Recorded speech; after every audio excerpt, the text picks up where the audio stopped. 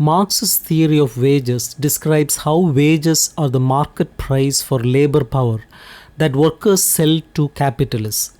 This income allows workers to satisfy their needs. He argues that wages result from the ongoing struggle between capitalists and workers, and they obscure the exploitation of workers. When a capitalist pays a wage such as $40 for a day's work, it hides the reality that the worker has performed unpaid surplus labor throughout the working day. The wage only represents the paid portion of the working day, concealing the split between necessary labor, which is paid, and surplus labor, which is unpaid.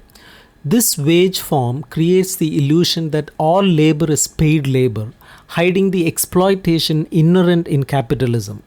To illustrate this, Marx compares the exploitation in capitalist societies with that in slave and feudal societies.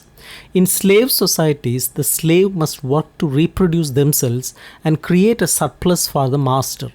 Since the master has totally control over the slave, the necessary labor the slave performs for themselves appears as labor for the master. Thus, all the slave's labor seems like unpaid labor. In feudalism, exploitation is more transparent. The lord owns the land, which is the means of production, and allows serfs to work on it. The labor that serfs perform to reproduce themselves is clearly separated from the compulsory labor they do for the lord.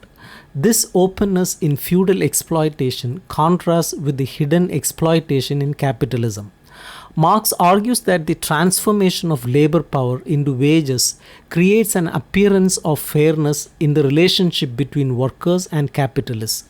It seems that the capitalist is buying labor power at the market rate and the worker is selling it for its market value. However, when the worker actually uses their labor power, they produce more than the necessary labor for their reproduction. This surplus value created by the worker is appropriated by the capitalist as unpaid labor. In this way, Marx reveals the hidden reality of wages in capitalism. Wages seem to represent a fair exchange, but they actually disguise the exploitation of workers. The capitalist pays for labor power, not the actual labor performed. The worker creates surplus value beyond what is needed for their own reproduction, and this surplus value is taken by the capitalist without compensation. Marx's theory of wages emphasizes that wages hide the exploitation of workers by making it appear that all labor is paid labor. In reality, wages only cover the necessary labor, while the surplus labor remains unpaid and is appropriated by capitalists.